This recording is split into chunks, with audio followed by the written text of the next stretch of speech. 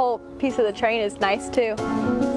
If you ever spy Sophie Sallade exploring the streets of Richmond, you may confuse her with a camera-toting tourist. I just like the way that infrastructure plays with the natural environment. But Sophie is actually scouring the city she loves. Killed it. For her next subject. I'm looking for a little romance at play. I want to see the sparkle in a window. The artist I want to capture all of that because I want to share every last bit of that with everybody else. sees potential around every corner. That's why all of my work is based in Richmond, because I love it so much.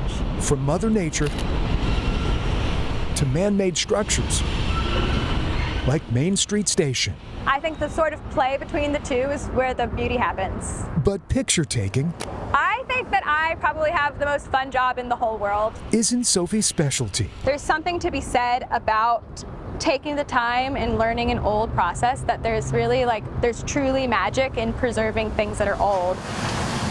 Her talents go much deeper. Yeah, the start of printing is always really exciting. To about 1/8 of an inch thick. Inside her studio, The hours never drone on. I, if anything, lose time in here. a 10 by 10 shed in her dad's backyard. I think that this is the coolest thing ever. The 28-year-old is reviving an art form from another era. This medium right now, I would say, is pretty overlooked.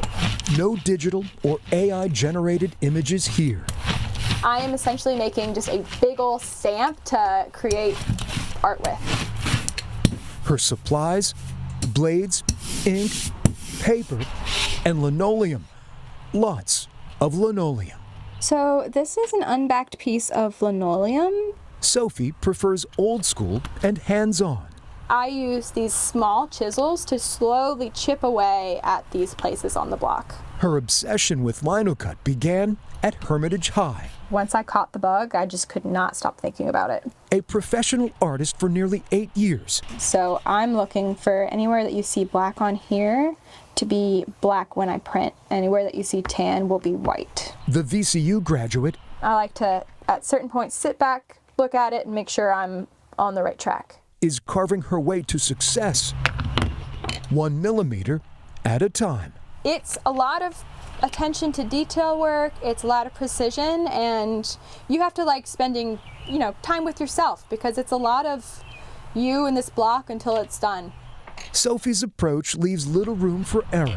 You cannot make a mistake here, and if you do, you just have to consider it a happy accident. Creations can take 35 to 60 hours, start to finish. It's really a mind meld to sort of see the words and fonts and buildings backwards. Each one sculpted in reverse. Yeah, so when carving a Linocut print, you got to think about everything in the mirror image, because when you pull your paper off the block, it'll be the exact opposite of what you've carved. She runs the grooved images through a press, fueled by elbow grease. It never isn't exciting to see a perfect print pulled off the block. Each piece a tribute to her hometown. The Roosevelt in Churchill, and I also have that one in color. Landmark eateries and historic spots her favorite. We are looking at a city block in the Carytown area of town, and we're looking at New York Deli, Bygones, and the Bird Theater. The artist has amassed dozens of originals. We're looking at months of my life here. This is the body of work that's taken me 5 years to complete. Her Linocut skyline tucked away for safekeeping.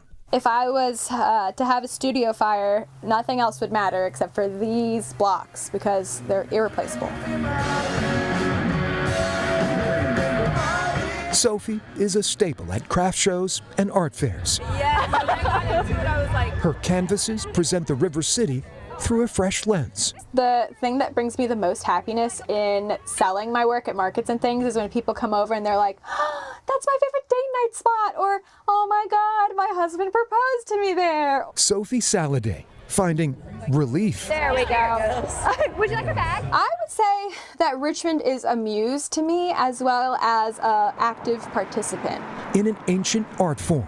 It is absolutely my honor to continue to hold the torch for printmaking, and I think just get people excited about it over again. She is the linoprint artist who found her calling. That is a cut above. I think of this as something that I can carry with me throughout every phase of my life. For I Have a Story. It's an old practice that's timeless to me. I'm Greg McQuaid, CBS 6 News.